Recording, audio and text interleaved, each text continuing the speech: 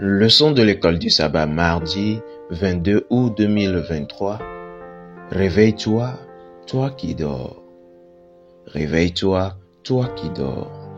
Lisons Éphésiens chapitre 5, le verset 11 à 14. Là, il est écrit: « Et ne prenez point part aux œuvres infructueuses des ténèbres, mais plutôt condamnez-les, car il est honteux de dire ce qu'ils font en secret. Mais tout ce qui est condamné est manifesté par la lumière, car tout ce qui est manifesté est lumière. C'est pour cela qu'il est dit: Réveille-toi, toi qui dors, relève-toi d'entre les morts, et Christ t'éclairera. » Amen.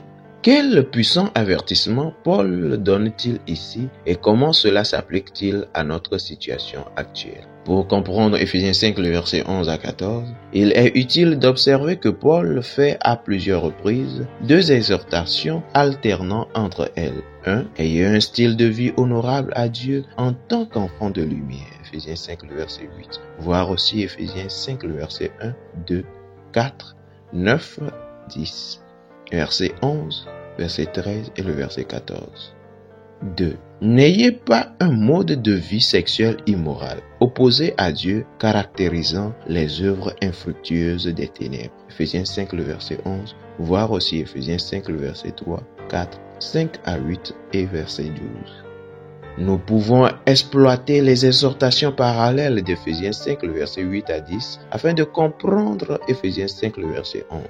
Les croyants devraient vivre parmi les incroyants comme une lumière dans le Seigneur et comme des enfants de lumière. Éphésiens 5, le verset 8. Le but de cette bonne conduite est d'être vu, de faire comprendre que le fruit de la lumière consiste en toutes sortes de bonté, de justice et de vérité. Éphésiens 5, le verset 9.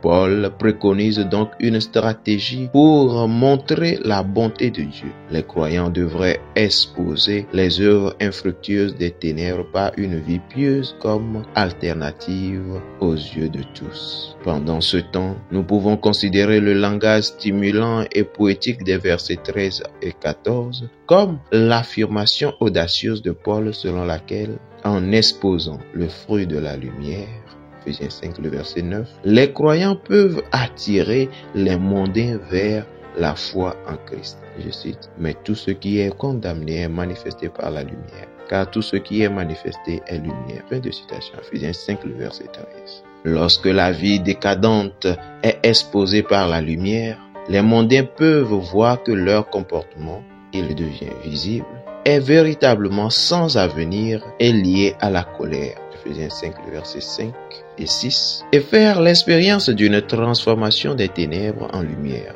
car tout ce qui est manifesté est lumière. La transformation même que les lecteurs de la lettre de Paul aux Éphésiens avaient vécue en tant que croyants eux-mêmes. Éphésiens 5, le verset 8.